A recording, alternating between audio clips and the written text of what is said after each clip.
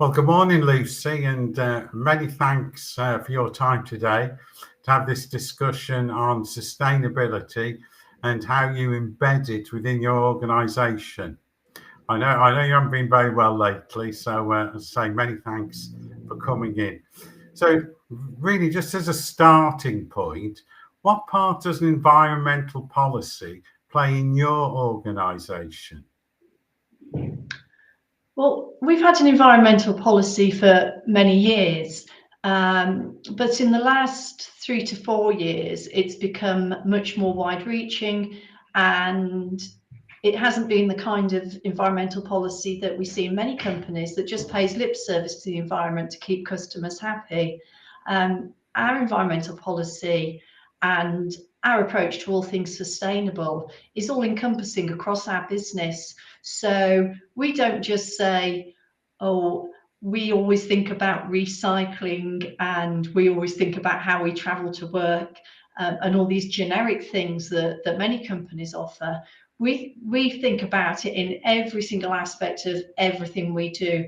And I expect all of my employees to reflect this through everything they do within the business too. So how do you ensure that your employees are aware of your environmental policy and what you expect of them in ensuring the business is sustainable? All of our employees, one of the first training courses they do when they join us is actually an environmental awareness course. So that's a really good starting point. It's a generic course. It's not specifically for funeral directors, but it's very good to just bring people up to speed before then we introduce them to our environmental policy, which we also expect them to read and sign when they start with us. Whenever there's any reviews to that, it's shared out throughout the company, and again, everybody's expected to read it and be aware of it. It's on all our notice boards throughout the business, and it's also shared with our suppliers and other partners, so they know what our goals are, and also it kind of hopefully explains to them why we do things the way we do them. We also have regular meetings with our teams, and everyone is also really encouraged to put forward suggestions to how we can improve our sustainability in their particular area of work, because they're the people that know their work areas the best. And we always get really good feedback from staff, and then we take it away and see, it's a continual improvement approach. And we always know we can do better, and there's always new products coming on the market and different people offering different services, and we're really open to that.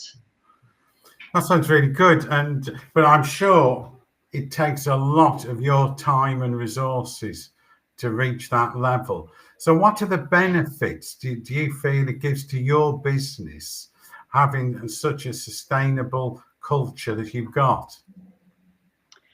I think firstly, our clients are more and more demanding, and I'm sure any funeral director will tell you that over the last sort of 10 to 15 years, clients have become a lot more particular about what they want.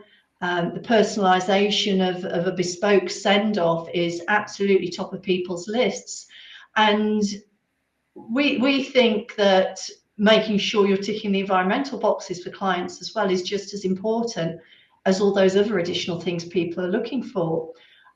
We've reached a stage now where people are actually coming through our door and saying, oh, we weren't sure if we would go to funeral director A or funeral director B, but we love the sound of what you do for the environment and in the community, so we chose you.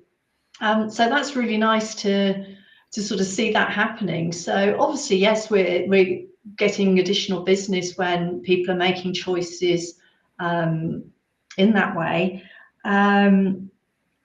But also when they do come to us, we have then got a wider range of options to offer them, including options that they know that we've checked out on their behalf to ensure their sustainability. And hopefully it comes across to all of our clients who are interested in sustainability that we're not just picking any old suppliers. We have a really stringent and thorough process in place where we look very clearly at our suppliers. We have a supplier code of conduct that runs alongside our sustainability and environmental policies. So, you know, we make sure that what we're offering to clients, we have researched fully as well and can offer these things with confidence. That's excellent. And what about two other areas just I'd like to explore with you? One is staff. Do you think do your staff appreciate it? Are they more fulfilled in their work? And also costings. I'm just thinking obviously cheap energy is a thing of the past now. So does it help in those areas of energy and staff as well?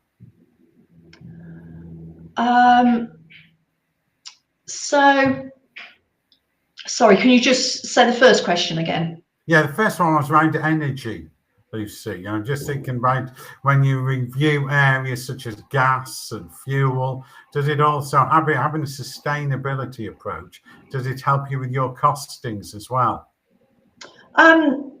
Definitely. There are some areas that you look at where there are some slightly increased costs related to the more sustainable or greener option.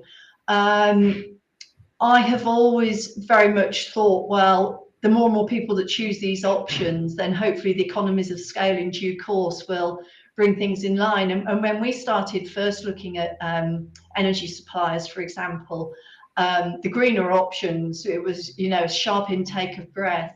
But thankfully things have begun to even up a bit, and we do a lot of negotiating, both to make sure we have got the right supplier for us and it's not just someone paying lip service to the environment, and that the costs are reasonable, because obviously a business's bottom line is really important. We've got to make sure that we don't want to be putting funeral prices up to cover, for example, our super green energy costs. So so it's something that we always try and keep in balance and always keep a check on. And actually this year is the first full year that we've been fully green suppliers on the energy side, having just changed our final one across earlier this year.